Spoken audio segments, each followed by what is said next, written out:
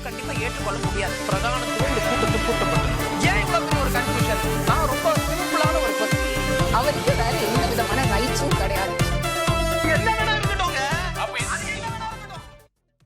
நேர்பட பேசு நிகழ்ச்சிக்கு உங்கள் அனைவரையும் அன்போடு வரவேற்கின்றேன். இன்றைய நிகழ்ச்சியில் நாம் பாதிக்க இருக்கக்கூடிய தலைப்பு என்பது 2026 திமுக மீண்டும் ஆட்சி அமைக்கும் என முதல்வர் மு.க. ஸ்டாலின் அவர்கள் தெரிவித்திருக்கிறார்.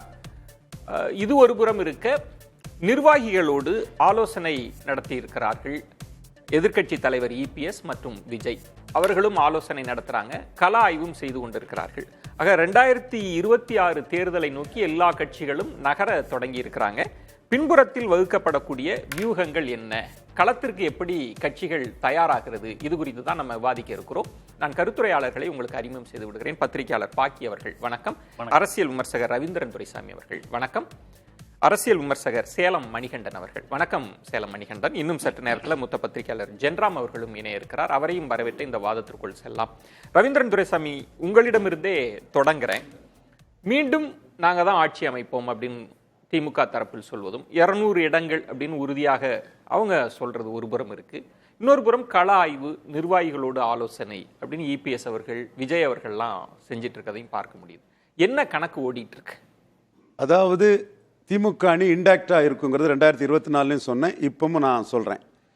அதில் பல பிரச்சனைகள் வந்தது, ஆட்சியில் பங்கு அது இதுன்னெல்லாம் நிறைய இஷ்யூஸ் உள்ள வந்தது. கடைசியில் இன்னைக்கு ஈரோடு கிழக்கில் எல்லாருமே வெளியே எதிர்க்கட்சி ரோலையும் திமுகவுக்கு எதிராக போட்டுக்கிட்டு அதை வச்சுக்கிட்டு ஈரோடு கிழக்கில் எல்லாருமே திமுக உதயசூரியனுக்கு ஆதரவுன்னு காங்கிரஸ் விட்டு கொடுத்து அதை ஆதரவு கொடுக்குறாங்க. அது எப்படி நீங்க ஒரு சலசலப்பு வந்த போது கூட இன்டாக்டா இருக்கும்னு எப்படி சொன்னீங்க? அங்கே உள்ள யாருக்குமே இன்னொரு கட்சியை ஜெயிக்க வைக்கிறதுக்குள்ள சக்தி கிடையாது. வெளியே இன்னொரு கட்சிக்கும் இவங்களை யாரையும் ஜெயிக்க வைக்கிற சக்தி கிடையாது. அதில் குறிப்பிட்டு நீங்கள் பார்த்தீங்கன்னா எடப்பாடி பழனிசாமி ஐயா அவர்களுக்கு டாக்டர் ஐயாவை ஜெயிக்க வைக்கக்கூடிய சக்தி இருக்குது. அவர் என்டிஏல இருக்கிறாரு டாக்டர் ஐயா. இதை தவிர இங்கே உள்ள யாருக்குமே இன்னொரு கட்சியை ஜெயிக்கக்கூடிய சக்தியும் கிடையாது. இவங்களை வைக்கக்கூடிய கட்சியும் வெளியே இருந்து இன்னொருத்தரு கிடையாது. ஏன் அதிமுகவுக்கு அந்த வலு இருக்காதா? இல்ல, 30-35% வச்சிருக்கிற ஒரு கட்சி இவங்க சேர்றப்ப ஒரு கெமிஸ்ட்ரி அரித்மெட்டிக்னு அது மாறாது. இவங்களே தொடர் தோல்வியில 0.7% வாக்கெடுத்த கட்சி தான் விடுதலை சிறுத்தைகள். இதான் டேட்டா. 4% வாக்கெடுத்த கட்சி தான் காங்கிரஸ். இதான் டேட்டா. கன்னியாகுமரி மாவட்டத்தில் மட்டும் ஆர்எஸ்எஸ்க்கு எதிராக கிறிஸ்தவர்கள் வாக்களித்து இவர் கட்சி வசந்தகுமார் மட்டும்தான் டெபாசிட் எடுத்தார். கார்த்திக் சம்பரத்துக்கு கிடையாது, திருநாக்கர் சண்டனுக்கு கிடையாது, ஆர்வனுக்கு கிடையாது. 4% தான். இது பழைய மூப்பனார் காலத்து காங்கிரஸ் எல்லாம் கிடையாது.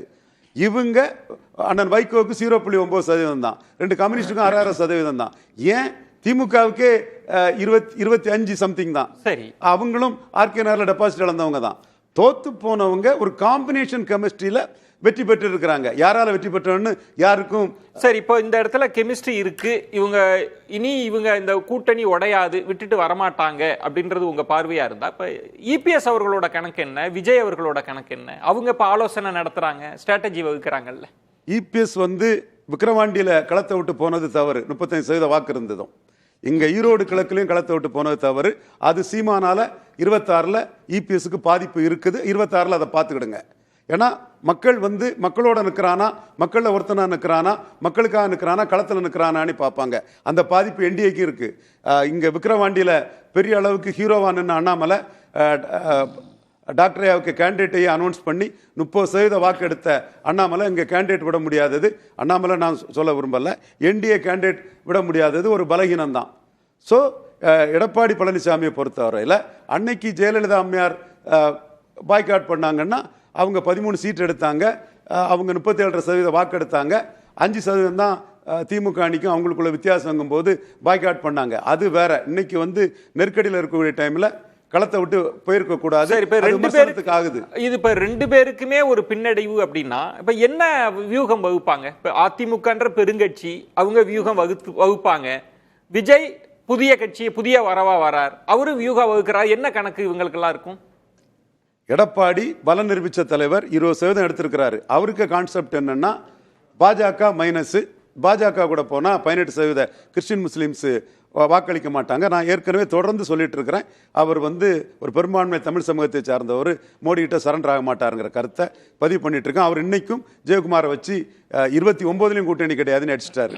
திரு அண்ணாமலையும் தானே அவரும் இல்லன்னு தான் சொல்றாரு. அவரும் இல்லைன்னு அவரோட தான் சொல்றாரு. சமீபத்திய பேட்டின்றது உருவாகாது அப்படின்றதுதான் அதான் தெளிவா சொல்லிட்டாரு. திராவிட கட்சியோட சேர்ந்தா 2% தான் வந்துருன்னு சொல்லிட்டாரு. இப்ப நான் கேக்குறது, இப்ப நீங்க சொல்ற வாதத்தின்படியே வச்சா என்டிஏ பாஜகன்றது அவங்க தலைமையில ஒரு அணி இருக்க போகுது, அது உறுதியாயிடுச்சு. இருக்குது. வேற என்ன வியூகமா இருக்க முடியும்? அதிமுகவோட வியூகம், தாவேகாவோட வியூகம் என்னவா இருக்கு? அதிமுக பொறுத்தளவுல எடப்பாடி பழனிசாமி சிச்சுவேஷன் பொலிட்டிக்ஸ் பண்றதுல சமத்தர்.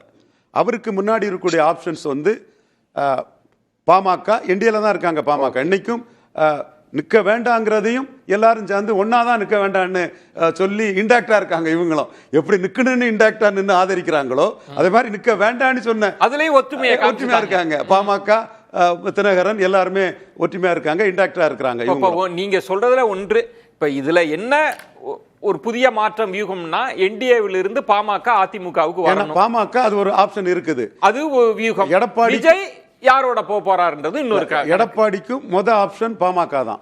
ஓகே. ரெண்டாவது ஆப்ஷன் தான் தேமுதிக வைப்பார். ஏன்னா பாமகவுக்கு விஜய் வந்து அவரு கூட்டணி ஆட்சி அமைப்புன்னு சொல்லி இருக்கிறாரு.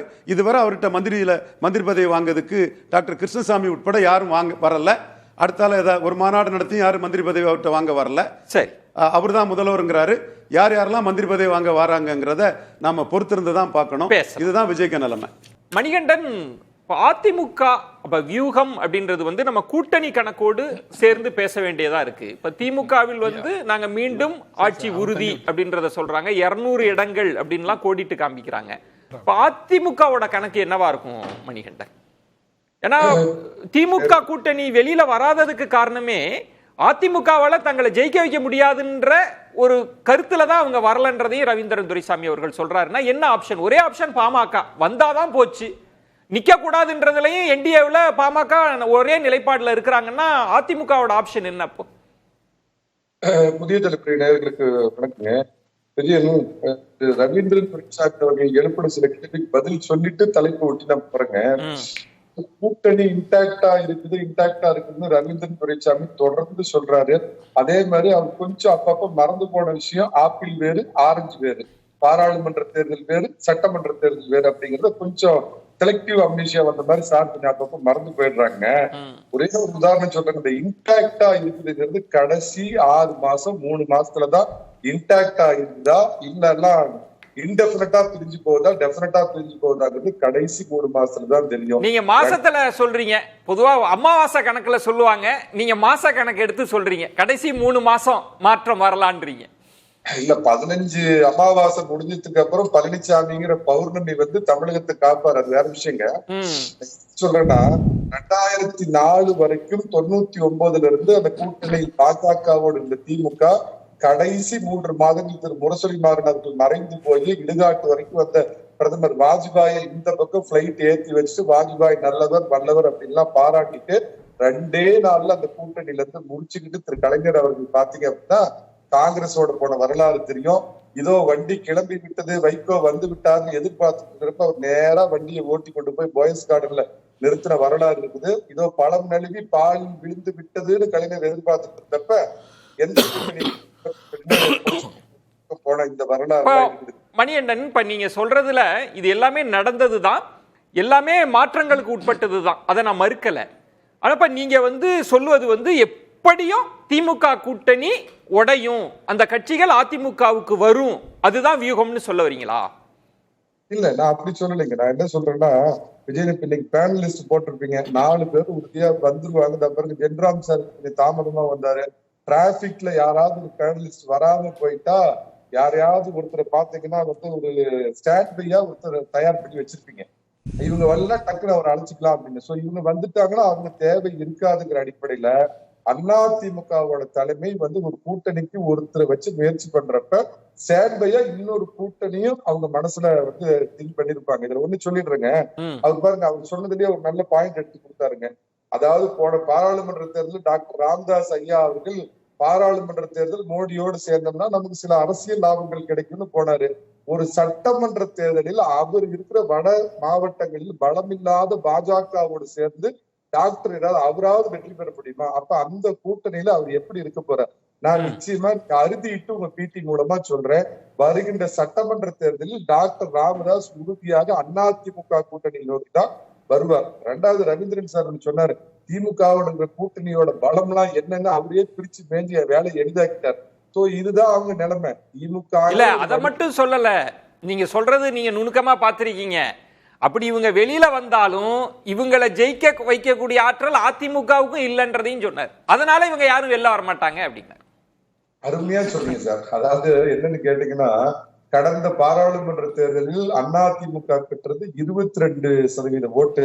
2024 பாராளுமன்ற தேர்தலில் ரன்னிங் டிராக்லயே ஏடிஎம்கே இல்ல, யார் பிரதமர் மோடியா ராகுலா அப்படின்னு 2 பேர் கசங்க கட்டி நின்றுட்டு இருக்கிறப்ப டிராக்லயே ஏதாவது சைட்ல ஓடணும். ஆனா சட்டமன்ற தேர்தல் வர்றப்ப உறுதியா இந்த ஆட்சியின் மீது இருக்கிற எதிர்ப்பு அலை எல்லாம் சேர்த்து ஒரு 10% வாக்கு நிச்சயமா அதிமுக கூடுங்கிற அரசியல் பாலப்பாடும் திரு ரவீந்திரன் துரைசாமி உட்பட அனைத்து தலைவர்களுக்கும் இது நல்லா தெரியுங்க. ஆன்டி இன்கம்பன்சி ஃபேக்டர்ன்றதுனால இப்ப நீங்க சொல்றது திமுக கூட்டணி பலவீனப்படலாம் முதல் ஆப்ஷன்.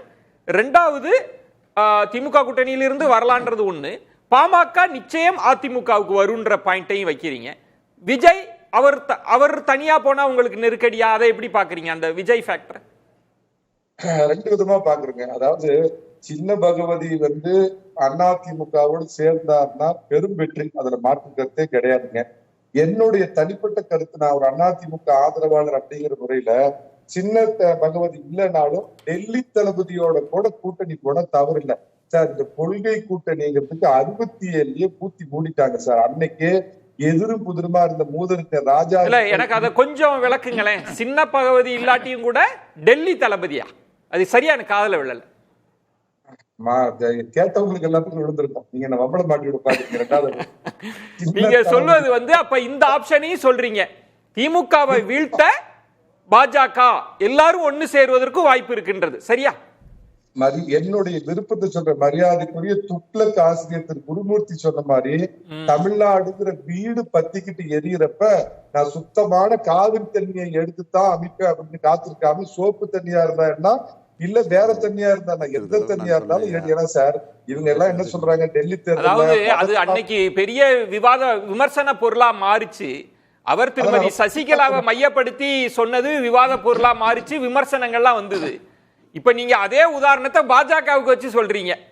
இல்ல, நான் அது சொன்னேன். அதாவது மரியாதைக்குரிய குருமூர்த்தி அவர்கள் பயன்படுத்துற வார்த்தைகளை நான் இன்னும் ரொம்ப ஃபைன் டியூன் பண்ணி ஃபில்டர் பண்ணி சொல்றேன் சார். இங்க என்ன சொல்றாங்க, ஒரே ஒரு வார்த்தை என்ன சொல்றாங்கன்னா, மோடிக்கு எதிராக மதச்சார்பற்ற கூட்டணின்னு சொல்றாங்க. அந்த மாதிரி நான் அடிக்கடி சொல்ற மாதிரி 7.5 இல்லாத 4.5 ஆண்டு நல்லாட்சி கொடுத்த எடப்பாடி பழனிசாமி வேண்டுமா, திராவிட மாடல் ஆட்சி கொடுத்த ஸ்டாலின் வேண்டுமாங்கிற அந்த ஒற்றை புள்ளியில எல்லாரும் சேர வருவாங்க.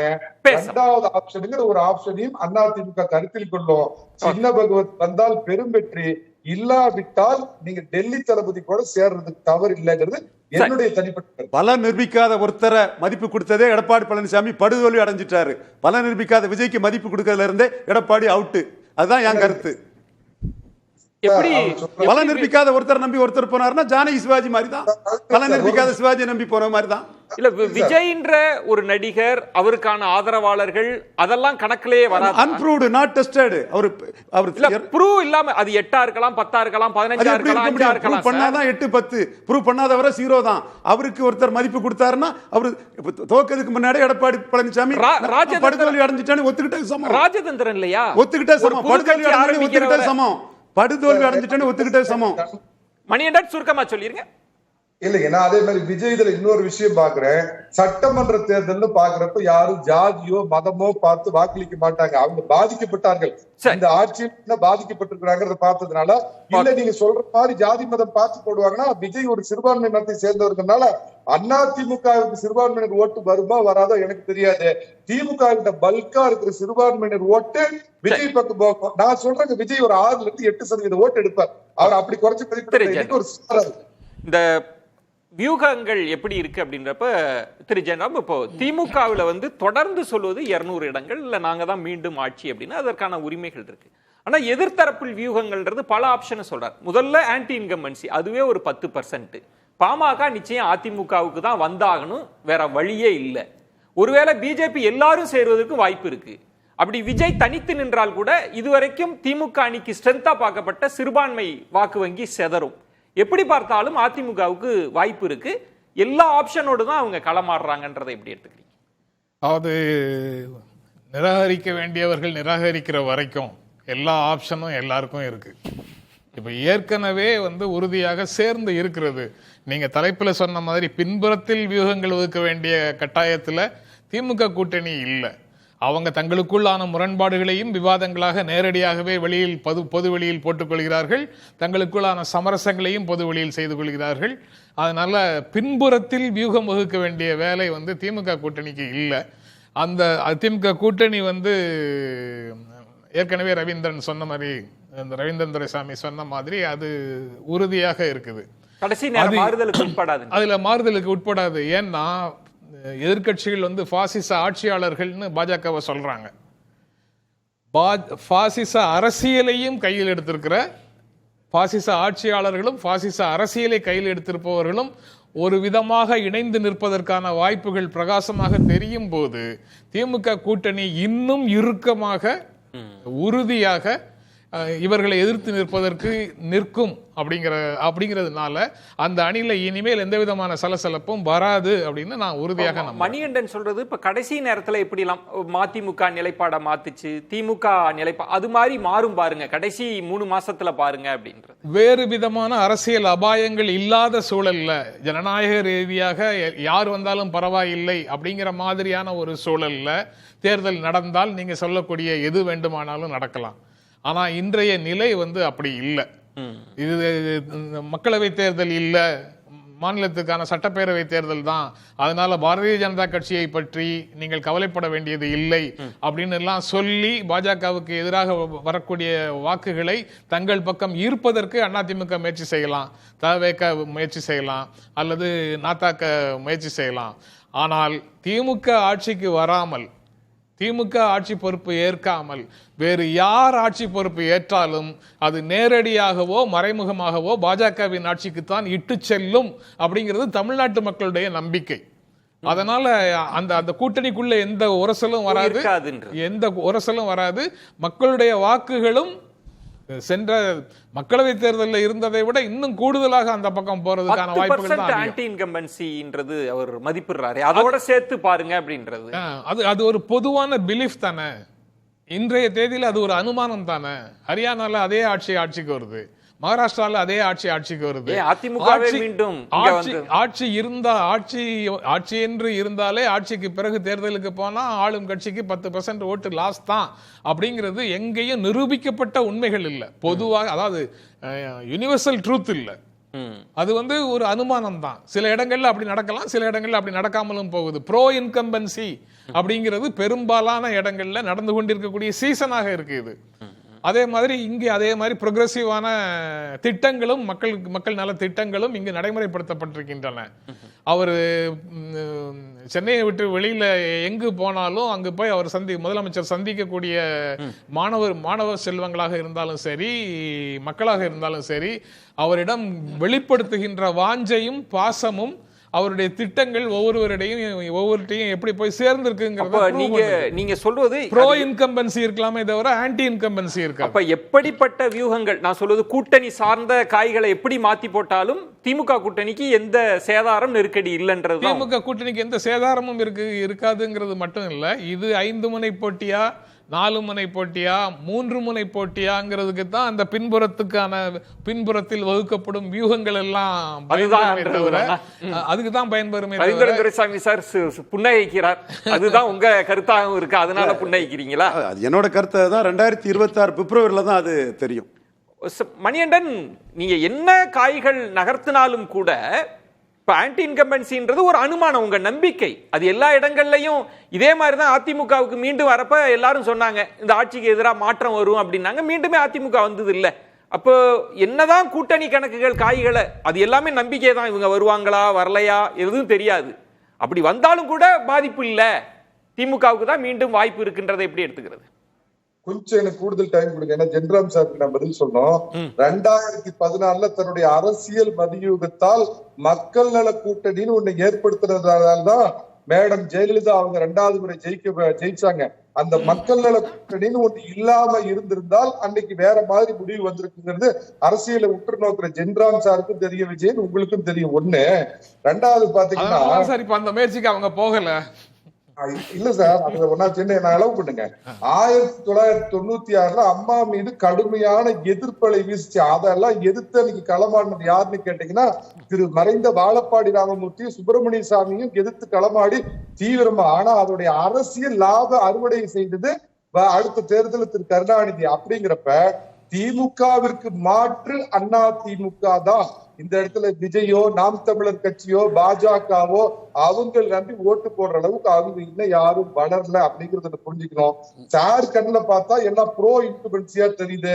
பரந்தூர் பயங்கர வேங்கை வயல் தேசியாவில் சந்தி சிற்பி சட்ட ஒழுங்கு, நிறுத்தப்பட்ட நலத்திட்டங்கள், முழுமையடையாத நலத்திட்டங்கள், பட்டியலிடுத்தல் மீது தாக்குதல், விவசாயி மீது குற்றச்சட்டம், கோவை குண்டு வெடிப்பு, மன்னிக்கிடுங்க கோவை உருளை வெடிப்பு, போதை மருந்தின் தலைமை மாநிலம், கை கட்டப்பட்ட காவல்துறை, அரசு அதிகாரிகள், சமூக ஆர்வலர்கள் கொலை, பகிங்கர கொலை, இதெல்லாம் உங்களுக்கு ஆன்டி இன்ஃபுளுன்சி. நல்லா சார் சொல்லுங்க, நல்ல ஆன்டி இன்ஃபுளுன்சியா பெரிய அளவுல ஜெயிப்பார். ஒரே ஒரு நிமிஷம். 96 நடந்தது அவர் சொல்ற மாதிரி திமுக தான் அறுவடை செய்ததுங்கிறது உண்மைதான். அது கடைசி நேரத்துல மக்கள் எல்லாரையும் ஒன்றிணைக்கக்கூடிய ஒரு சக்தியாக ரஜினிகாந்தும் மூப்பனாரும் வந்து சேர்ந்தாங்க. அதற்கு முன்னால 96 போராட்டம் யாரும் சுப்பிரமணிய சாமி, வாழப்பாடி ராமமூர்த்தி சுப்பிரமணிய சாமி கோர்ட்ல போராட்டங்களை நடத்தினாரு. வைகோ வீதியில போராட்டங்களை நடத்தினார். வைகோவும் மார்க்சிஸ்ட் கம்யூனிஸ்ட் கட்சியும் வீதிகளில் போராட்டங்களை நடத்திச்சு. திமுக அறிக்கை விட்டது, பொறுமையாக காத்திருந்தது. நடக்கக்கூடிய விஷயங்கள் இப்படித்தான் வந்து சேரும் என்று அவர்களுக்கு ஒரு கணக்கு இருந்தது. அதனால அவங்க காத்திருந்தாங்க. அசம்பிளிக்குள்ள அண்ணா திமுகவுக்கு எதிரான ஒரு வீரம் நிறைந்த போராட்டத்தை காங்கிரஸ் கட்சி நடத்தியது. ஒவ்வொரு தளத்திலையும் ஒவ்வொரு கட்சி நடத்துச்சு. ஆனா தேர்தல் ரிசல்ட் திமுகவுக்கு சாதகமாக வந்தது. அதே மாதிரி இப்போ திமுகவுக்கு எதிராக அதிருப்தி இருக்குது. அது அண்ணா திமுகவுக்கு வந்துரும்னு மணிகண்டன் அண்ணா திமுகவுக்கு மட்டும்தான் வர முடியும் நம்புறாரு. அவர் என்னென்ன விதங்கள் எல்லாம் மக்களிடத்துல திமுக மீது அதிருப்தி இருக்கிறதுன்னு சொன்னாரோ அதுக்கெல்லாம் பிறகுதான் 2024 ஏப்ரல் வந்தது. ஓகே ரவீந்திர துரைசாமி, இந்த ஆன்டி ஆப்பிள் வேறு ஆரஞ்சு வேறு, சரி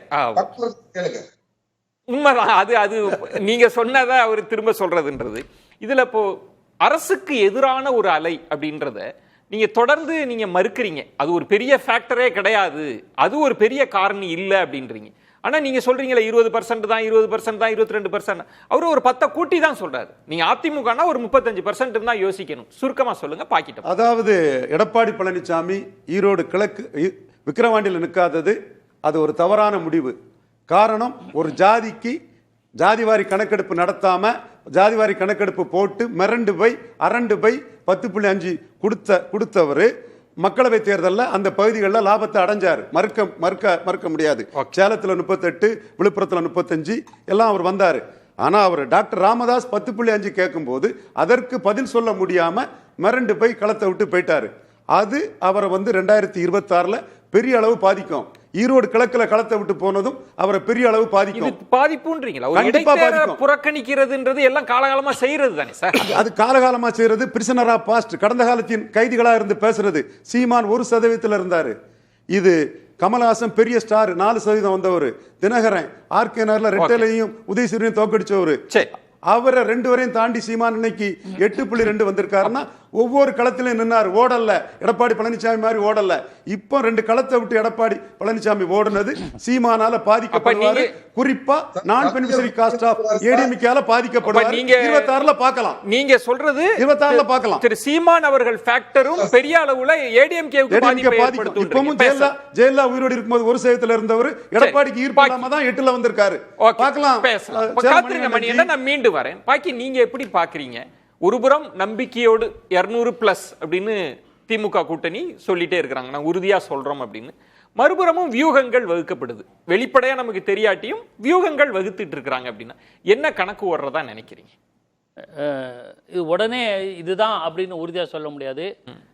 26ல் வர தேர்தலை இப்போ கணிக்க முடியாது. ஆனால் இப்படியே நீடிக்கும் என்று சொல்ல முடியாது. ஆளும் தரப்பை பொறுத்தவரையில் ஆட்சி மீதான அதிருப்தி நாளுக்கு நாள் அதிகரித்து வருகிறது. அதை நம்ம புறந்தள்ள முடியாது. முதலமைச்சருக்கு உண்டான செல்வாக்கு, அவருக்கு உண்டான தரப்படுகிற மரியாதையெல்லாம் அது நீடிக்கும். ஆனால் ஆட்சியாளர்கள் மீதான அதிருப்தி நாளுக்கு நாள் அதிகரித்து வருகிறது என்ற செகண்ட் ஒப்பீனியன் இல்ல. முதல்வருக்கு செல்வாக்கு இருக்கு, ஆட்சியாளர்கள் மீது செல்வாக்கு இல்லை. அது எல்லாருக்கும் தெரியும் நமக்கு. இது அதை யார், அந்த அதிருப்தியை யார் அதை பயன்படுத்த போகிறார்கள்? அப்படிங்கிறத கேள்வி. இப்போ எனக்கு ஒரு சின்ன யோசனை இருக்குது. அதாவது எதிர்க்க திமுக இல்லை என்றால் அதிமுக தான் என்கிற காலங்காலமாக இருக்கிற யதார்த்தமான களம்தான் இல்லை. ஏன்னா இது திராவிட மண், திராவிட இயக்கம் அப்படிங்கிற கொள்கை அது ஒரு பக்கம் இருக்கட்டும். அதில் அதிமுக, எடப்பாடி தலைமையிலான அதிமுக அதை பயன்படுத்தி கொள்ளுமா என்றால் கேள்விக்குறி. ஏன் அப்படின்னா இன்னமும் திராவிட முன்னேற்ற கழக ஆட்சிக்கு எதிரான களப்பணியில் பாஜக ஈடுபட்ட அளவுக்கு அதிமுக ஈடுபடவில்லை. அப்படின்னா களப்பணியில நிச்சயமா பாஜக, அதுவும் அண்ணாமலை வந்த பிறகு. களப்பணின்னு நீங்க எதை சொல்றீங்க? அதிமுக என்ன எல்லா இஷ்யூலயும் முதல் குரல் ஆப்போஸ் பண்ணி அது அறிக்கை கொடுக்கிறது சார். பத்திரிகையாளர்களை பார்த்து பேசுறதுன்றது வேற, களப்பணின்றது வேற. நீங்க அதிமுகவுக்கு கொடுக்காம பிஜேபிக்கு எப்படி கிரெடிட்ட களப்பணியில கொடுக்குறீங்க? களப்பணி செய்யது கட்சியை சொல்றேன் நானே. நீங்க எடப்பாடியார் வந்து மாநிலம் முழுக்க பிரச்சாரம் பண்ண போறேன்னு சொன்னார் இல்லையா? இன்னும் ஆரம்பிக்கல. ஆனா அண்ணாமலை பண்ணிட்டார்ல, ஒரு பாத யாத்திரை பண்ணிட்டார். நாம அது விரிவா போகல. கடந்த காலங்களில் பாஜக இருந்ததை போல அல்லாமல் களப்பணியாற்றுகிறது ஒன்று. ரெண்டாவது, அவங்க கொஞ்சம் அடக்கி வாசிக்கிறாங்க இந்துத்துவ விஷயத்தை அண்ணாமலை வந்த பிறகு. ஆனாலும் பாஜக உன்னுடைய சித்தாந்தத்தை தமிழக மக்கள் இன்னும் ஏற்றுக்கொள்ளவில்லை. சரி, அதனால் களப்பணி இருக்கு, சித்தாந்தம் பிரச்சனையா இங்க சித்தாந்தம் இருக்கு, களப்பணி இல்லைன்னு அதிமுக. சரி, இப்ப 2 பேர், அதாவது திமுக மீதான அதிருப்தியை பயன்படுத்தி கொள்வதற்கு யார் இருக்கிறார்னா மூணாவது போர்ஸ் விஜய்க்கு வருகிற வாய்ப்பு. ஏன்னா கரிஸ்மேட்டிக் லீடர் ஒன்று. எப்படி 1971 பெருந்தலைவர் காமராஜர் வாழ்ந்த காலத்திலேயே கூட திராவிட முன்னேற்ற கழகத்தின் மீதான அதிருப்தி பெருந்தலைவர் மேல அவர் சார்பா இருந்தா கூட 72 தேர்தல், இடைத்தேர்தல் 72 அதிமுக உருவான பிறகு அது அப்படி என்னாச்சு? இப்ப நீங்க சொல்வது வந்து விஜய்க்கான வாய்ப்பை பத்தி பேசுறீங்க. விஜய் என்ற வசீகரமான தலைவர். நீங்க ஒரு சர்டிபிகேட் இல்ல, வசீகரம்ன்றது அவருக்கு கூட. இப்ப நீங்க சொன்னது வந்து களப்பணி சித்தாந்தம் அப்படின்னு. ஒன்னு அதிமுகவுக்கு களப்பணி இல்ல, சித்தாந்தம் இருக்கு. இவங்களுக்கு சித்தாந்தம் இல்ல, களப்பணி. விஜய் இது ரெண்டோட வசீகர தலைவரா இருக்கு. ஏங்க சொல்ற? அவருக்கு அந்த மாநாடு நடத்தின போதே 5 தலைவர்கள் இவங்க தான் எங்களுக்கு வழிகாட்டி கொள்கைன்னு சொன்னதுல பெரியார், காமராஜர், மற்ற தலைவர்கள் அம்பேத்கர், அஞ்சலை அம்மாள், வேலு நாச்சியார், இவங்களுக்கு சிலையும் திறக்கிறார் உண்டு. நான் திராவிட சித்தாந்தத்துக்கு நெருக்கமானவன் அப்படிங்கிறத உணர்த்திட்டார். இப்போ இதுல ஒரே ஒரு விஷயம் பாக்கி, இப்ப நீங்க சொல்றீங்க சித்தாந்தத்தையும் சொல்லிட்டார், வசீகர தலைவர். இப்போ ஆனா நீங்க ஒரு 40%, குறைஞ்சபட்சம் ஒரு 40% வாக்குகள் வாங்கணும்ல. ஆமா, அதுக்கு என்ன வியூகம் இருக்க போகுதுன்றதா? தனிச்சே வாங்கிட முடியுமா? இல்ல வேற இப்ப ரவீந்திரன் துரைசாமி அவர்கள் சொல்றது அவர் அன்டெஸ்டட், யார் நம்பி வருவாங்க அப்படின்றாருல. அப்ப அவர் எங்க வியூகம் இருக்கு? அப்போ என்ன வியூகம் இருக்க முடியும்? அது வந்து இப்போ அதுக்கு தான் ஒரு கேள்வி, ஒரு ஸ்டேட்மெண்ட் சொன்னேன். இன்னும் ஒரு வருஷத்துக்குள்ள என்னென்ன மாற்றங்கள் வருமோ தெரியாது. இப்ப என்னென்ன மாற்றங்கள் வந்தாலும் கூட பாக்கி அதிமுக நிச்சயம் விஜய் தலைமையை ஏத்துக்கிட்டு போறது இல்ல. ஆமா, பாஜக கட்டாயம் விஜய் தலைமையை ஏத்துக்கிட்டு போறது இல்ல. இந்த முரணோடு தான் நம்ம பேச வேண்டியிருக்கு. வியூகங்கள் இதெல்லாம் காம்ப்ரமைஸ் ஆயிடுவாங்கன்றீங்களா? ஒரு சமாச்சாரம் சொல்லட்டுங்களா? கொஞ்சம் பழைய கதையை தான் சொல்ல வேண்டிய, பழைய பின்னோக்கி தான் போறோம். ஏன்னா யதார்த்தத்துக்கு அரசியல் எப்போதுமே மாறுதல் இருந்தா கூட ஹிஸ்டரி வில் ரிப்பீட் இல்லையா? அதனால சொல்றேன். 77 இந்திரா காந்திக்கு எதிராக 3 தளங்கள்ல இருந்தாங்க. ஒண்ணு இந்திரா காங்கிரஸ் எதிர்த்த காங்கிரஸ், ஸ்தாபன காங்கிரஸ். அவங்களுக்கு நேர்முரணாக இருக்கிற வலதுசாரிகள் ஜனசங்கம், இந்த பக்கம் சோசியலிஸ்டுகள். இப்படி முரண்பட்டவர்கள் ஒன்றா இணைஞ்சாங்க. இன்னொரு தகவலை சொல்றேன், பல பேருக்கு தெரியாது. சிபிஎம் யாரோடையும் கூட்டணி சேராதது தொகுதி உடன்பாடுன்ற புள்ளியில தலைமை நீங்க சொல்றீங்க அப்படி நடந்தது அப்படின்னு. தலைமை இஷ்யூ ஆறாத, யார் தலைமையில யாருன்ற இஷ்யூ எல்லாம் வரும். அது பின்னாடி வந்தனால தான் ஜனதா கட்சி ஆட்சி கவிழ்ந்து சேர்றதுக்கான ஆட்சியை அகற்றுவதற்கு சேர்றதுக்கு ஜென்ரம் அப்படி ஒரு பாக்கி சொல்லியிருக்கேன் நான். ஜென்ரம் இல்ல நான் சொல்றேன், அப்ப தலைமை எமர்ஜ் ஆகும் போது யாரை ஏற்றுக்கொள்கிறார்கள் காலம்தான் தீர்மானிக்கும். அப்படி நடந்திருக்குல்ல. அப்படி ஒரு முதன்மையான முரண்பாடு திமுக ஆட்சியை அகற்ற வேண்டும் அப்படின்னு அங்க இருக்கக்கூடியவர்கள் எல்லாரும் ஒன்றிணைவதற்கான எந்த அரசியல் சூழலும் தமிழ்நாட்டில் இல்லை. அவங்க சொல்லலாம் அதிருப்தி இருக்குன்னு அதிருப்தியை விட்டுருங்க. எல்லாருடைய நோக்கம் எப்படி நாடாளுமன்ற தேர்தலில் பாஜகவை வீழ்த்தணுன்ற எண்ணம் எல்லாருக்கும் இருந்து ஒன்று சேர்ந்தது மாதிரி திமுக ஆட்சியை அகற்றணும்னு சொல்லி எல்லாரும் ஒன்று சேர்ந்துருவாங்க. 77 தேர்தலில் ஏற்பட்ட அந்த ஒரு 80-90% ஒற்றுமைங்கிறது இந்தியா கூட்டணிக்கு இப்ப 2024 கிடைக்கலையே. வெற்றி கிடைக்கலங்கிறது இல்ல, கூட்டணியே அந்த மாதிரி ஒரு இறுதியான ஃபார்முக்குள்ள வரல. வரல. ஜனதா கட்சிங்கிற ஒற்றை கட்சிக்குள்ள ஒரு 5 கட்சிகள் ஒன்றிணைந்து ஒரே கட்சியாக மாறிச்சு. அந்த அளவுக்கு அவர்களுடைய முரண்பாடு, முதன்மையான முரண்பாடு காங்கிரஸோட இருந்தது. அப்படி ஒரு முரண்பாடு இப்போ பாஜகவுக்கு எதிராக இருந்தாலும் கூட எதிர்க்கட்சிகள் தங்களுக்குள் ஒரு பாசத்தை, தங்களுக்குள் ஒரு நேசத்தை முழுமையாக வெளிப்படுத்த இயலவில்லை. அப்போ இதுல அது மாநிலத்துக்குள்ள இருக்கக்கூடிய மீதி 4 திமுகவை எதிர்க்கிற, திமுக கூட்டணியை எதிர்க்கிற 4 கட்சிகளுக்கும் அது பொருந்தும். அவர்களுக்குள் இருக்கக்கூடிய லோக்கல் நிர்பந்தங்கள், மாநில நிர்பந்தங்கள் அந்த ஒற்றுமையை சாத்தியமாக்காது. இப்போ பாக்கி இந்த இடத்தில் எதிர்முகாம்ல எப்படி காம்பினேஷன்னா சில தடைகள் இருக்கு. நீங்க அதை தாண்டினா மட்டும்தான் இதெல்லாம் சாத்தியப்படுத்த முடியும். அது கால ஓட்டத்தில் அந்த தடையெல்லாம் அடிச்சுட்டு போயிடும் சொல்ல வரீங்களா? இல்ல, எந்த யார் யாரோட சேர்ந்தாலும் ஒரு சிக்கல் இருக்கு. நண்பர் ஜெயராம் என்டிஏ திரு அண்ணாமலை அவர்கள் பிரதானமா இருக்கிறாங்க. 2வது அதிமுக முரணோடு திரு எடப்பாடி பழனிசாமி அவர்கள் பெருங்கட்சிக்கு அவர் தலைமையில் இருக்கிறாங்க. அடுத்து விஜய் அவர்கள் என்ன செய்ய போறாங்கன்னு தெரியல. திராவிடத்தில் இருக்கிற சீமான் அவர்கள் இருக்கிறாங்க. இப்போ ரவீந்திரன் துரைசாமி அவர்கள் சொல்றது அதிமுக பலவீனப்படுத்தினது அப்படின்னு. இன்னைக்கு அவர் பெரியார் அவர்களை எதிர்ப்பதன் மூலமா பாஜக ஆதரவு வாக்கு வங்கியை குறிவைக்கிறாரா தெரியல. இப்ப எல்லாத்துக்குள்ளேயும் ஒரு செக் அண்ட் பேலன்ஸ் இருக்கிறப்ப எப்படி சாத்தியப்படும்? என்ன வியூகம் இருக்கு அப்போ? இல்லை, எல்லா செக் அண்ட் பேலன்ஸ் இல்லாத சூழல்கள் கிடையாது. அதுக்கு முன்னாடி ஒரு தகவலை மட்டும் சொல்லிடுறேன். இந்தியா கூட்டணியை பொறுத்தவரையில் கடந்த தேர்தலில் 2019 மக்களவை தேர்தலும் போது இந்தியா கூட்டணியோ அல்ல இந்த அளவுக்கு புரிதலோ ஒரு குடை கீழே வருதோ இல்லை. இந்த முறை இருந்தது. அதில் முரண்பாடுகள் இருக்கு. பஞ்சாபை பொறுத்தவரை இவங்க ஆம் ஆத்மி தான், டெல்லியை பொறுத்தவரை ஆம் ஆத்மி தான், வெஸ்ட் பெங்கால் பொறுத்தவரை திரிணாமுல் அது இருக்கும். ஏன்னா ரீஜனல் பார்ட்டிஸ் அவங்க தங்களை நிலைநிறுத்திக் கொள்வதற்கான முயற்சிகள் ஈடுபடுவாங்க. தேசிய அளவில் நேஷனல் சினாரியோல தாக்கம் ஏற்படுத்தி இருக்கிறது. 400 இடங்களை கனவு கண்ட மாபெரும் சக்தியான பாஜக 2 கட்சிகளோட தயவுல தான் இப்ப ஆட்சி நடத்துது. அது மாதிரி இப்ப நடக்கலாம். அப்போ ஒரு ஷேக் பண்ணிட்டாங்க இல்ல, அதுக்கான காங்கிரஸ் 3 மக்களவை தேர்தலில் குறைஞ்சிருந்தது. இப்ப நீங்க சொல்றது அப்படி ஒரு ஏற்பாடு அரேஞ்ச்மெண்ட் தமிழ்நாட்டில் நடக்கும், அதாவது வாய்ப்பு இருக்கு. கூட்டணி என்று வர வேண்டியதில்லை. ஜனதா போல கூட்டணியா ஒரே கட்சியாக சேர வேண்டும். தொகுதி உடன்பாடு. மணிகண்டன், இப்போ இதுவரைக்கும் நடந்த விவாதத்தில் திரு ரவீந்திரன் துரைசாமி அவர்கள், திரு ஜெயராம் அவர்கள்லாம் சொன்னது மாற்று முகாம்ல அணி அமைப்பது, கூட்டணி அமைப்பதுல சில தடைகள் இருக்குல்ல, அது உடையாது, அந்த சிக்கல் இருந்துகிட்டே இருக்கும் அப்படின்றது ஒரு பார்வை. திமுக கூட்டணிக்குள் இருக்கிற ஒரு ஒற்றுமை அப்படின்றத அவங்க கசப்புகள் இருக்கு, வெளியில பேசிக்கிறாங்க, பாஜக எதிர்ப்புல நிலையா இருக்கிறாங்க. அப்படின்றப்ப இந்த சிக்கலை உடைச்சிட்டு தானே வியூகம் வகுக்க முடியும்.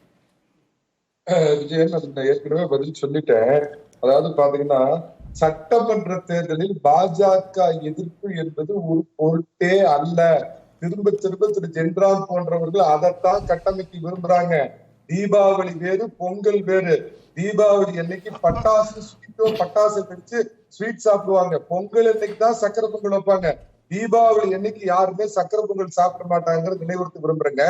2021 சட்டமன்ற தேர்தலில் ஸ்டாலின் வேணுமா, sitting chief minister Edappadi Palaniswami வேணுமாங்கிறப்ப எடப்பாடி பழனிசாமி தோத்தது வெறும் 3% ஓட்டு.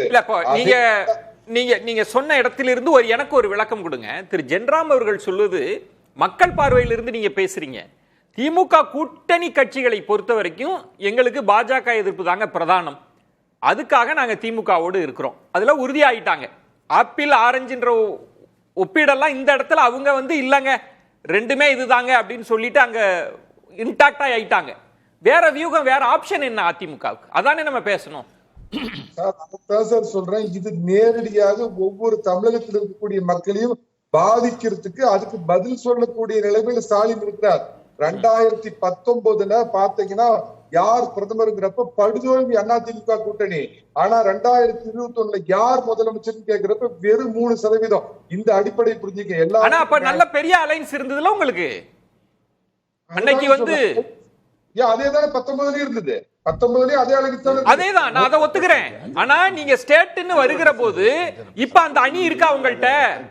அந்த அணியை கட்டமைச்சிருக்கீங்களா? தேமுதிகவை தவிர வேற யார் இருக்காங்கன்னு கேட்கிறேன் சார். அதாவது நீங்க கேக்குற மாதிரி திமுகவிற்கு திரைமறைவில் பேச வேண்டிய அவசியம் இல்லைன்னா 10வது மாசம் குழந்தை பிறக்கிறப்ப அது ஆண் குழந்தையா பெண் குழந்தையான்னு தெரியுற மாதிரி திரை மறைவுல தான் இப்ப எல்லா கட்சியும் பேசிக்கிட்டு இருப்பாங்க. இதை யாரும் வெளிப்படுத்திக்கிட்டு நம்ம புதிய தலைமுறைக்கு ஒரு கான்பரன்ஸ் கால் போட்டுட்டு திரு எடப்பாடி பழனிசாமி பேசிட்டு இருக்க மாட்டார் அப்படிங்கிறது மரியாதைக்குரிய ஜென்ராம் சார் கூட சொல்றேன். இல்ல சரியா சொன்னீங்க வியூகம்னா அப்படிதான் இருக்கணும். நீங்க சொன்ன பல மாற்றங்கள் கடைசி நேரத்துல நடந்த மாற்றம் தான். ஆனா நாங்க திமுக கூட்டணியில் தான் இருப்போம் என்பதை ஒவ்வொரு சேனலுக்கும் போன் போட்டு தான் சொல்றாங்க. திமுக கூட்டணி கட்சியில எங்க நாங்க இந்த கூட்டணியில தாங்க இருப்போம். நீங்க சொல்றீங்களா 2029லயும் பாஜகவோட கூட்டணி இல்லைன்னு, அவங்களும் அதே மாதிரி தான் திமுக கூட்டணியில தான் இப்ப இல்ல எப்பவும் இருப்போம்னு சொல்றாங்க. கடைசி வரைக்கும் நான் இந்த மனைவியோட தான் வாழ்வேன், இந்த மனைவியோட தான் வாழ்வேன் கணவன் காலையில் இருந்துச்சு தினமும் சொல்லிட்டு இருக்கிறாருனாலே அங்க ஏதோ ஒரு பிரச்சனை இருக்குதுன்னு சார். நீங்க 2029ல பாஜகவோடு கூட்டணி இல்லைன்னு சொல்வதை எல்லாரும் நம்பணும்னு சொல்றீங்க. ஆனா திமுக கூட்டணி கட்சிகள் நாங்க திமுகவோடு கூட்டணி இருப்போம்னா கணவன் மனைவி உதாரணம் சொல்றீங்களா? இது நியாயமா? கேள்வி கேட்கறது ரொம்ப ஈஸிங்க, பதில் சொல்றது ரொம்ப கஷ்டம். என்றால் இல்லை என்ற அர்த்தம், இல்லை என்றால் உண்டு என்ற அர்த்தம். ஒரே ஒரு பாயிண்ட் சொல்லிடுறேங்க. 2021 ஸ்டாலின் அன்னைக்கு பாத்தீங்கன்னா பெரும் போராட்டங்களை முன்னெடுத்த எதிர்கட்சி தலைவர். 2026 இன்னைக்கு அதே இடத்துல திரு எடப்பாடி பழனிசாமி இருக்கிறார். இன்னைக்கு அவர் கேள்வி கேட்கக்கூடிய இடத்துல எடப்பாடி பழனிசாமி இருக்கிறார். முதலமைச்சரா ஸ்டாலின் உட்கார்ந்து இருக்கிறாருங்கிறது அதிமுக ஒரு கூடுதல் பலங்க. நான் ஒண்ணு சொல்லிடுறேங்களா, நித்தமும் ஒரு பிரச்சனை. நேத்து வரைக்கும் யாரு இந்த சாரு, இன்னைக்கு யாரு அந்த கார், இந்த மாதிரி தினமும் இந்த கட்சிக்கு இந்த ஆளுங்கட்சிக்கு ஒரு பிரச்சனை வந்துகிட்டு இருக்கிறப்ப மக்களை நேரடியா பாதிக்கக்கூடிய இங்க மோடி பொருட்டல்ல, ராகுலும் ஒரு பொருட்டல்ல, மம்தா பானர்ஜிக்கு இங்கேயும் சம்பந்தம் இல்ல, கேஜ்ரிவாலுக்கு தமிழ்நாட்டுக்கு சம்பந்தம் இல்ல. இப்ப ஸ்டாலின் வேணுமா எடப்பாடி வேணுமா அப்படிங்கிறதுதான். Okay, point taken. நான் மீண்டு வரேன். திரு ஜென்ராம் அவர்கள், திரு ஸ்டாலின் அவர்கள் வேணுமா வேண்டாமா அந்த இடத்துலதான் களம் நிக்க போகுது. அங்க அதிமுக அதை பண்ணிரும், தடைகள்லாம் உடைச்சிருன்றதுதான் மணி. சரி, அவங்க ஸ்டாலின் வேணுமா வேண்டாமாங்கிற கேள்விகளை தான் நிற்க போகுது. அதனால ஸ்டாலின் வர்சஸ் அதர்ஸ் அப்படின்னு தான் அந்த தேர்தல் இருக்கும் அப்படின்னு சொல்றாருல்ல. இந்த கேள்விக்கு ஸ்டாலினுக்கு ஒரு பதில் வரும்ல, அந்த பதில் என்னவாக இருக்கு? இன்னைக்கு திமுக எம்பிக்கள் கூட்டம் நடத்தினாங்களே, அந்த தீர்மானங்கள் எல்லாம் எதை பற்றியதாக இருக்குது? தமிழ்நாடு ஆட்சி செய்ய முடியாமல் தமிழ்நாட்டின் ஆட்சியை முடக்குவதற்கான அனைத்து தடைகளும் எங்கிருந்து வருகின்றன? அதை பற்றி பேசாம தமிழ்நாட்டினுடைய ஆட்சி எப்படி நடந்ததுங்கிறத பத்தி ஸ்டாலினும் அவருடைய கட்சிக்காரங்களும் மக்களிடத்துல போய் பேசுவாங்களா? பாஜக ஃபேக்டர்ன்றது இருக்குன்றீங்க. முன்னெப்போதையும் விட இப்போ ரொம்ப அதிகமாக இருக்கும், மக்களவையை விட இப்போ ரொம்ப அதிகமாக இருக்கும். ஏன்னா எந்த திசையில திரும்பினாலும் கேட் போட்டு வேலை செய்ய விடாம ஸ்டாலினையும் அவங்க கட்சியையும் அவங்க அமைச்சர்களையும் முடக்கி வைத்திருப்பது பாஜக அரசு. இப்ப பாஜகவோடு தனிச்சு வந்துட்டாங்க அதிமுக. திமுக எதிர்ப்பையும் அவங்க கேபிட்டலைஸ் பண்ணலாம். பாஜக இந்த உண்மைகளை பொதுமக்களிடத்துல அதிமுக வெளிப்படையாக பேசாத வரைக்கும் அதிமுக அந்த 20% 22% தாண்டி மேல வரவே முடியாது. மக்களுக்கு தெரிந்த உண்மைகளை அவர்களிடம் பேசாமல் மறைக்கின்ற வேலையை அதிமுக செய்து கொண்டிருக்கிறது. மற்றபடி திமுகவுக்கும் அதிமுகவுக்கும் இடையில தான் போட்டி இருக்க வேண்டும் என்பதை திமுக தரப்புல இருந்தும் பேசிக்கிட்டே இருக்கிறாங்க. போட்டி இவங்க 2 பேருக்குள்ளதான், எங்க 2 பேருக்குள்ளதான் சொல்லிக்கிட்டே இருக்கிறாங்க. அதிமுகவும் அந்த எண்ணத்தை வெளிப்படுத்தி கொண்டே இருக்கிறாங்க. அதுதான் உண்மை என்று சொல்லிக்கிட்டே இருக்கிறாங்க. ஆனா அதிமுக மட்டும் தன்னுடைய கடமையை எங்க செய்யணுமோ அந்த வேலையை செய்ய மாட்டேங்குது. அவங்க பிஜேபியோட கூட்டணி கிடையாதுன்னு சொல்றாங்களே தவிர, கிடையாது என்பதற்கு தமிழ்நாட்டுக்கு வர வேண்டிய நிதி என்ன வரல, செய்ய வேண்டிய வேலை என்ன செய்யல, மாநிலத்தின் அதிகாரங்கள் எந்தெந்த விதங்கள் எல்லாம் நேரடியாகவோ மறைமுகமாகவோ கபலீகரம் செய்யப்பட்டிருக்கிறது என்பதை திமுக உறுப்பினர்களோடு சேர்ந்து அதிமுக உறுப்பினர்களும் பேச வேண்டும். காத்துருங்க, நான் இருந்தா நான் வரேன் திரும்பவும். ரவீந்திரன் துரைசாமி, ஒருவேளை பாஜக எதிர்ப்பை இன்னும் கூர்மைப்படுத்தி தீவிரப்படுத்தி பேசினால் இன்னும் களம் திமுக அதிமுக அப்படின்னு வந்துருமா? என்டிஏ இவங்க எல்லாம் ஆப்ஷன்ல இல்லாம இருப்பாங்களா? அரசியல் எல்லாமே யூகம் தான் இல்ல இருந்தாலும் நான் கேட்கிறேன். ஓகே, இதில் நான் என்ன இதில் பார்க்குறேன்னா, 1977 திமுக வேண்டாம் அதிமுக வேண்டாம்னு ஐயா மூப்பனாரும் பாராம எடுத்தது 36% வாக்குகள். அந்த காலகட்டம் போய் இந்த மக்களவை தேர்தலில் தான் திமுக அதிமுக இல்லாத வாக்குகள் 26% வாக்குகள் வந்திருக்குது. அதில் இன்னைக்கு அண்ணாமலை திராவிட கட்சியோட கூட்டணி சேர்ந்தா 2% வாக்கு கூட இல்லாமல் பாஜக போயிருங்கிற ஒரு கருத்தை ரொம்ப ஆணித்தரமாக நீங்கள் பார்த்துருப்பீங்க சொல்கிறாரு. சீமான் அண்ணா யூனிவர்சிட்டி அந்த மேட்ரு வந்துன்னா பொள்ளாச்சி என்னாச்சு, திமுக நடவடிக்கை எடுக்கலங்கிறாரு. கொடநாடு கொலை வழக்கு என்னாச்சு, ஸ்டாலின் எடப்பாடி கூட்டு சதி, திராவிட கட்சிகள் ஒன்று சேர்ந்துட்டாங்க, திமுக பி டீம் தான் அதிமுகன்னு சொல்றாரு. இந்த மாதிரி அவர் சொல்ற இன்னொரு கருத்து, அதிமுக அமைச்சர்கள் ஏன் திமுக ஸ்டாலின் கைது செய்யலைங்கிறாரு. அப்போ அவர் திமுகவையும் அதிமுகவையும் அவர் தெளிவாக எதிர்க்கிறாரு. அண்ணாமலை நான் ஒன்று கேட்கிறேன், திமுக அதிமுகவுக்கு எதிராக மூன்றாவது அணி, மூன்றாவது தரப்பு இதுகாலும் எல்லாரும் பேசி இருக்கிறாங்க. இந்த இரண்டு கட்சிகளுக்கும் எதிராக இருக்கிற அதிருப்தி வாக்குகளை தான் அவங்க இதுவரைக்கும் ஷேர் பண்ணிருக்காங்க. அதெல்லாம் இல்ல, அதை தாண்டி என்ன நடக்குது? அதெல்லாம் இல்ல, மல்டிபிள் ஃபேக்டர்ஸ் இருக்கு. டெசல்ட்ரி அவுட்லுக்ல பேசுறவங்க அவங்க லெஸ் இன்பார்ம்டா பேசுறாங்க. அவங்கள்ட்ட எல்லாம் விளக்கம் கொடுக்கணும்னா ஒரு 1/2 மணி நேரம் ஆகும். அதுக்கு நமக்கு என்கிட்ட டைம் இல்ல. உங்கள் பார்வை என்ன, திமுக என்டிஏன்னு மாறிடும்ன்றீங்களா? எடப்பாடி பழனிசாமி 3வது அனுப்புனாதான் 2029 மோடிக்கு இங்க 1-to-1 கொண்டு வந்து, அது அவரோட ஆசைங்க. களம் அப்படி இருக்கான்னு கேக்குறேன். இல்ல மூவ்ஸ் தானே சொல்றேன். இவர் திமுக அதிமுக தான் இருக்குன்னு அவரு என்ன, அது அவர் உரிமை. நான் மறுக்க வரல. கரெக்டான இடத்துக்கு வரீங்க. நான் 26 பிப்ரவரிக்கு தான் எல்லாத்தையுமே கொண்டு இல்ல, நீங்க சொல்றது நான் ஏத்துக்கிறேன். இப்ப 29 கணக்கு வச்சு பாஜக இருந்ததுன்னா அதிமுகவை அப்படி எப்படி எளிதா 3வது இடத்துக்கு தள்ள முடியும்? என்ன கணக்கு இருக்கு அப்ப அதுல? 26 பிப்ரவரி தான் தெரியும். கன்ஷிராம் இல்ல யார் வந்தா அப்படி நிதிஷ்குமார் மாதிரி ஒரு சிஎம் கேண்டிடேட் இங்க வரலாம். அதற்கு இது பச்சோந்தி மாதிரி ஐடியாலஜில நிறம் மாறாத ஒரு பிரபல நடிகர் அந்த சிஎம் கேண்டிடேட்டுக்கும் ஒர்க் பண்ணலாம். அப்படிப்பட்ட சூழ்நிலை உருவாக்கி எடப்பாடி 3வது அனுப்புறதுதான் டெல்லி பாஜக சொல்றீங்க. அந்த 2 பேரும் என் மனக்கண்ணுல வர்றாங்க. நீங்களா சொல்லாத வரைக்கும் அதை நான் சொல்லக்கூடாது. ஒரு நடிகர் வருவாரு, ஒரு இன்னொரு தலைவர் வர போறாரு.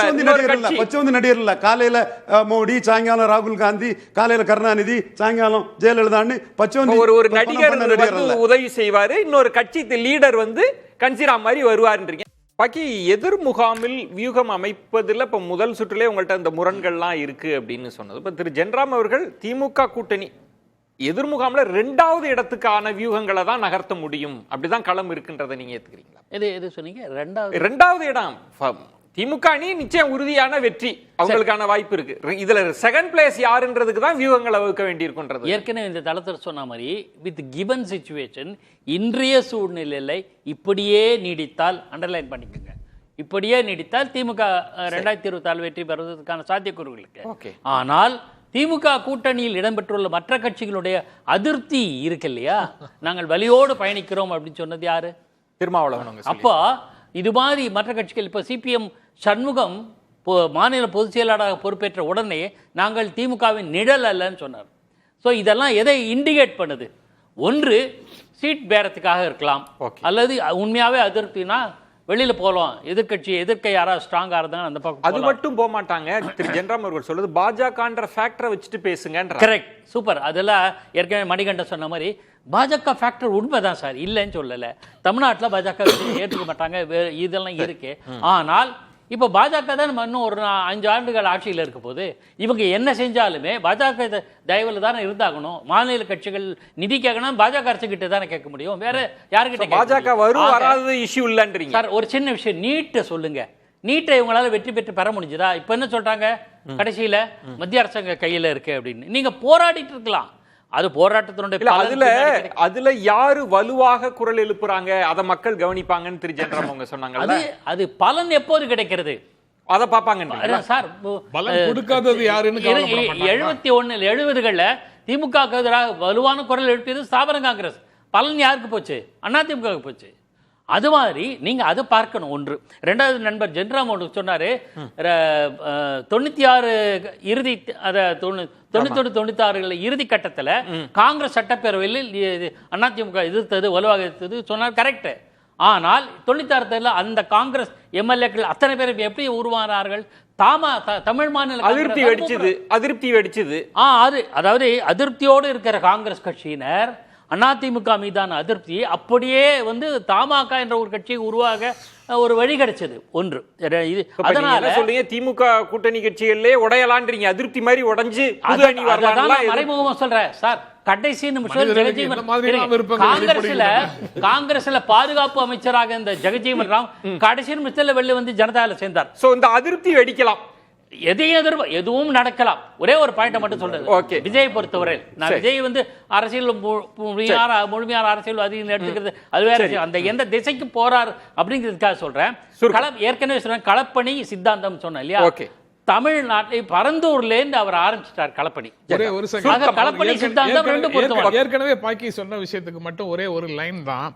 இந்த கோட்பாடு இல்லாத நடைமுறையால ஒரு பலனும் கிடையாது, நடைமுறையற்ற கோட்பாடுகளால எந்த பலனும் கிடையாது. வாய்ச்சொல் வீரர்கள் வாய்ச்சொல் வீரர்களாகவே தான் இருப்பாங்க. அதனால அந்த திமுகவுக்கு எதிராக இருக்கக்கூடிய கூட்டணிகள் எல்லாமே அவர் சொல்ற எல்லா கிளாசிபிகேஷனுக்குள்ளேயும் வருதே தவிர சேர்ந்து விதைத்து அறுவடை செய்யக்கூடிய வல்லமை அந்த அணிகளுக்கு இல்ல. மணிகண்டன் நிறைய ரொம்ப சுருக்கமா நேரமின்மை. Annamalai is nominated state president. ஒரு காலத்துல வாழப்பாடி ராமமூர்த்தி எக்காரணம் அதிமுக கூட்டணி போக கூடாதுன்னு கருப்பு கொடியெல்லாம் ஏத்தினாரு. ஆனா இறுதியில நரசிம்மராவ் என்ன முடிவெடுத்தாரு அவருக்கு நல்லா தெரியுங்க. பாஜகவை பற்றி திரு ஜென்ராம் அவர்கள் விமர்சிக்கிறத திரு ரவீந்திரன் அவர்கள் ஏத்துக்கிறாரான்னு அவர் சொல்லணுங்க.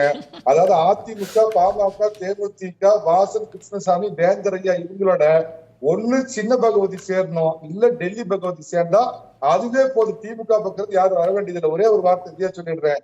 தமிழர்களின் வீடு பத்திரமா இருக்க பழனிசாமி வரணும், இந்திய நாடு பத்திரமா இருக்க மோடி சாமி தொடரணும், நாட்டுக்கு மோடி என்று வாக்களித்த மக்கள் ஸ்டேட்டுக்கு எடப்பாடி என்று உறுதியாக வாக்களிப்பார். சுருக்கமா ஏதாவது சொல்ல?